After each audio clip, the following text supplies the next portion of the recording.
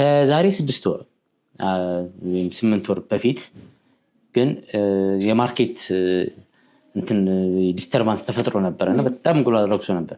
በዛ ሰዓት መኖ ደግሞ እየጨመረ መጣ። እንግዲህ እንቁላል ረክሶ መኖ እየጨመረ ሲመጣ የዛኔ አርቢው ምን ይሆናል ማለት ነው? ፍረስትሬሽን ውስጥ ይገባል፣ ስጋት ውስጥ ይገባል ማለት ነው። ስለዚህ በዛ ሲቹዌሽን ውስጥ መኖ የመጨመር ምክንያቱ ምንድነው? የጥሬ ዕቃ ግብአቶች ዕቃ መጨመር ነው። ምንም አንድና አንድ እሱ ነው። ሌላ ምንም ታሪክ የለም። ጥሬ ዕቃ ከጨመረ መኖ ይጨምራል፣ ጥሬ ዕቃ ከቀነሰ መኖ ይቀንሳል። ጥሬ ዕቃ የምንለው ምንድን ናቸው? በዋናነት ሁለት ናቸው። ኦብቪየስሊ የሁለቱ መጨመር የሁለት ጥሬ ዕቃ መጨመር የመኖን ኢንዱስትሪ ከፍም ዝቅም ያደርገዋል። ሲጨመር አይተሽ ከሆነ ሁሉም የመኖ ፋብሪካ እኩል ነው የሚጨምረው። ተረዳሽ? እሱ ነው። እነዚህ ሁለት ጥሬ ዕቃዎች ምንድን ናቸው? በቆሎና የአኩሪ አተር ፋጉሎ ነው።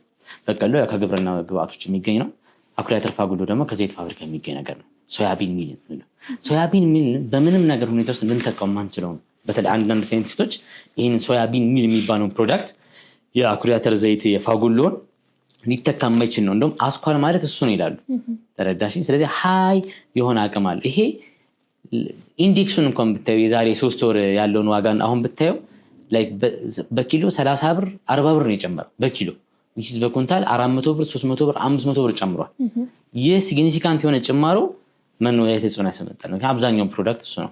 በቆሎ በኪሎ ከ25 ብር ነው 40 ብር የገባው። 1500 ብር ነው የጨመረው። ስለዚህ ኦብቪየስሊ በቃ 50% በቆሎ ነው ይጨምራሉ።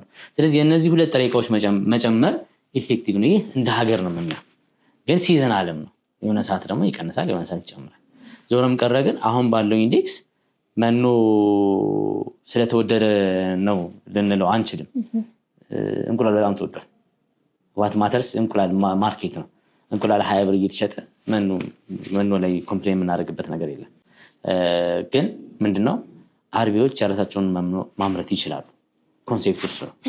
ሲግኒፊካንትሊ ብዙዎች ይፈራሉ። አሁን በእኛ ምክንያት ብዙዎችን አስገብተናል። ኦልሞስት በዚህ 4 ወር ውስጥ 10 አርቢዎችን ወደ መኖ ማምረት አስገብተናቸው እና መኖ ራሳቸው ማምረት ይችላሉ።